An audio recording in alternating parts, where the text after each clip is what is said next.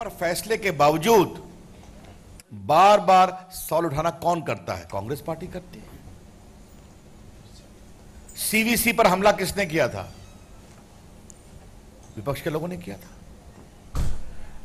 तो संवैधानिक संस्थाओं पर रोज सवाल करे वो, संवैधानिक संस्थाओं पर हमला करे वो, और बीजेपी आरोप लगाए, तो इससे बड़ी झूठी बात कोई हो नहीं सकती। और तीसरी बात जो बतानी बहुत जरूरी है कि आज जम्मू कश्मीर के पूर्व मुख्यमंत्री ने, कांग्रेस के कुछ अन्य नेताओं ने फिर एयरफोर्स की सर्जिकल स्ट्राइक पर सवाल खड़े कर दिए। कुछ लोगों ने तो बड़ी ही शर्मिंदगी भरी टिप्पणियां की हैं। ऐसे लोगों से मुझे एक ही बात कहनी है जो मैंने पहले भी कहा था, पूरी दुनिया भारत के साथ है, पूरी दुनिया भारत से कोई सवाल नहीं पूछती, लेकिन इन लोगों को एयरफोर्स की ताकत पर विश्वास नहीं है। इसे साफ साफ यह कहा है। बीजेपी की ओर से हमारा स्पष्ट कहना है, यह सब कुछ राहुल गांधी के इशारे पर हो रहा है।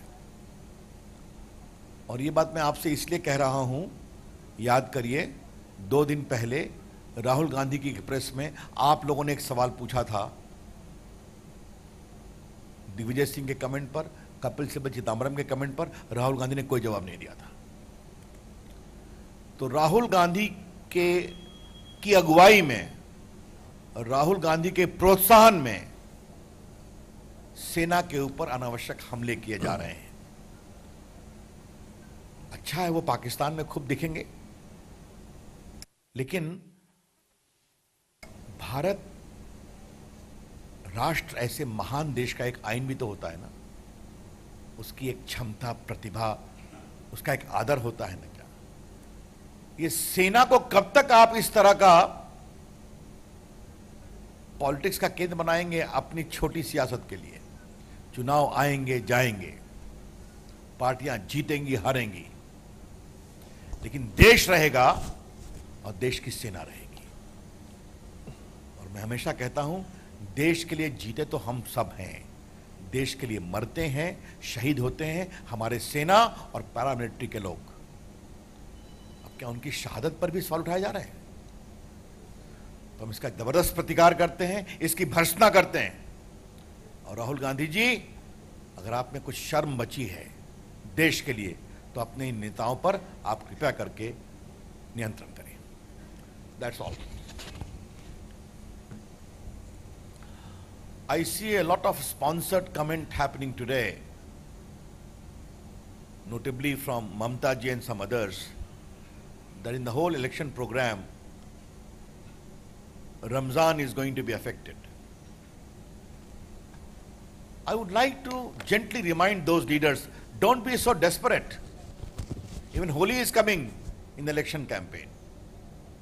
Even the Chaith Naratra is coming in the election campaign program period.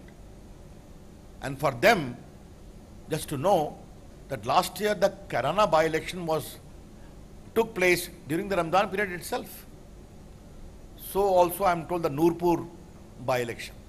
So many elections have taken place. Yes, I can understand. On the exact day of polling, there should not be a festival. Therefore, this comment by itself is an indication of desperation of leaders who are fearing imminent defeat. I have heard that Congress party and their associates are also charging us for trying to weaken the institutions of India. Come on, who is saying that? Who unleashed a torrent of abuse against the Election Commission in the wake of EVMs? The Congress party and the associates.